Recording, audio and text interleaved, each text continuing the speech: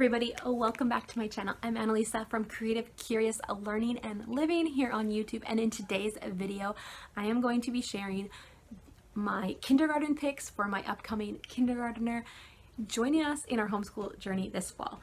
So I shared a little bit of the resources in one of my last videos of my haul and unboxing of curriculum, but I'm going to be using a few things that I used a few years back with my oldest son. So I will be sharing the resources that I picked up in my haul and then the ones that we already had that we will be using. So for math, for my kindergartner, we will be using Jump Math. There is 2 books for the program, K1 and K2. This math is the math that we have used from the beginning. It's open and go. There is resources on their website to do a more teacher approach, but I have never used them. But I know that I am hitting what we need to hit when it comes to math with these books, and they're very, very affordable. And yes, they're just open and go. They look like this. Very basic though, just black and white. I may go ahead and add the Good and the Beautiful math in just for fun to experiment. I definitely want to stick with these. They are so affordable that it'd be more like our main curriculum and then add in another supplementary math. My boys really love math, so I might add a little bit more fun, but this will definitely be the bulk of our math program. My oldest got through one of the books in like 2 months though, and he understood the concepts. I feel like the kindergarten math, they've already been learning, they've already been hearing it. So this is easy, but I want them to know it really well. So yes, that is my plan for math. For reading, we did the pre-reading, all about reading program with my son over the last couple years. He knows his letters pretty well and he's understanding the sounds. So we will be using all about reading level 1. I used this with my oldest. So I had the manual and I just went ahead and picked up the activity book for him again.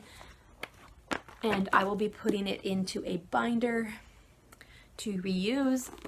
But yes, so we picked up that, and then it also has the 3 readers, which we already had, and then of course the flashcards and all of that, which is already prepared in the boxes because I use it. And then we will navigate this as quickly as my son can handle it. I know that with my oldest, he got a little bit overwhelmed. It was a lot to take in, so we took a few weeks off and we read some Bob books, and we read some books, and we played with letters, and we played with bananagrams, and we had fun with words, and we read the simple words. We did a lot of review, and we left going forward, because that's what you need to do. You need to go at their pace. So we will see how that goes, but when he is ready, we will be using all about spelling level 1.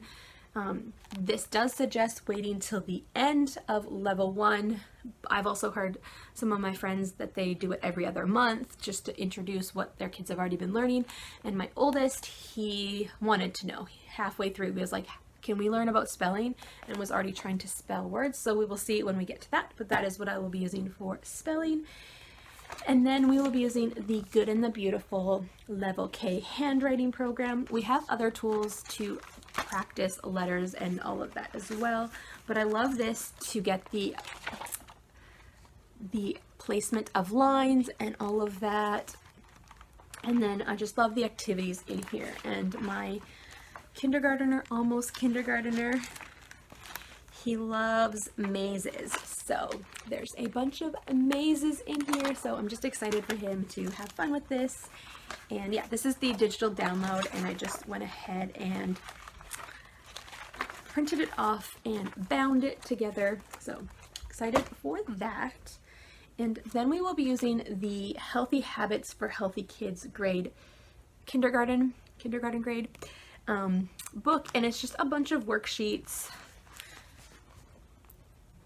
about how to be healthy, how to brush your teeth, I mean, these are things we're already applying, but it talks about the different food groups and asks them, have you tried this? Have you tried that? And this was really helpful for my oldest. He didn't love vegetables as much. He always loved fruit, but it just got him thinking, oh, well, maybe I should try that. And maybe that does taste good. So it's just a fun book to get them talking about nutrition and fitness in a soft approach. And yeah, I'm excited to use this again. All right, and then as you can see, I did not mention Bible, science, or social studies. So the next curriculum is going to cover all of those topics. And I use this with my oldest too.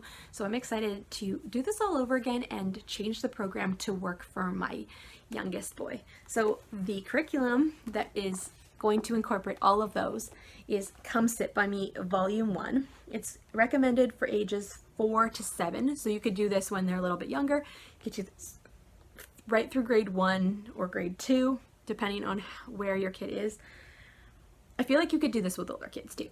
But anyways, so it's basically a unit study book, and it is all based on Canadian picture books by Canadian authors, and you have different topics. So the first topic in here, you have a unit called You Can Do It, or I Can Do It, and it's all Canadian picture books based on actually Franklin the turtle.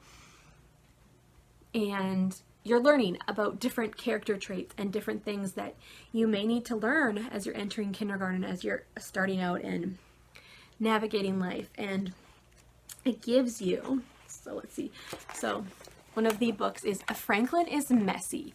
So in that book, it's talking about Franklin can't find something because his room is so messy. So he has to clean his room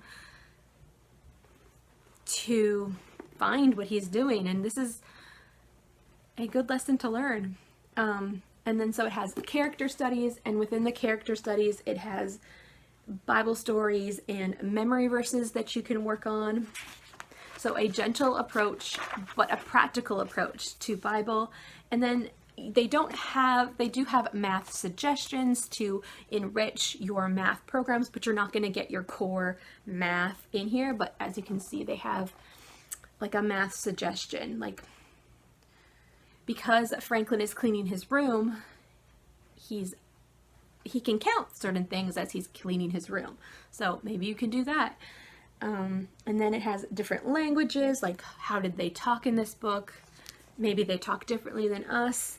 And then it has a science within the book, talks about different lessons that you can pull from science. For one of the units on Franklin, when it uses a Franklin book, it talks about turtles and the life cycle of turtles and different things. And so you can learn about that. And then it has social studies. So for this particular one,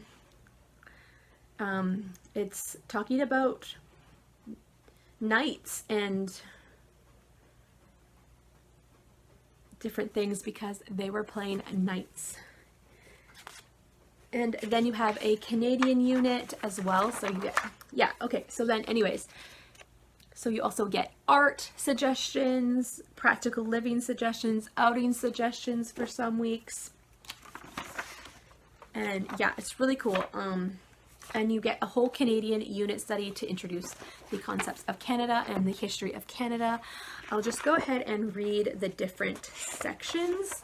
You have I Can Do It, which is like a confidence building lesson unit study. And it's about 4 or 5 weeks of these unit studies with the picture books.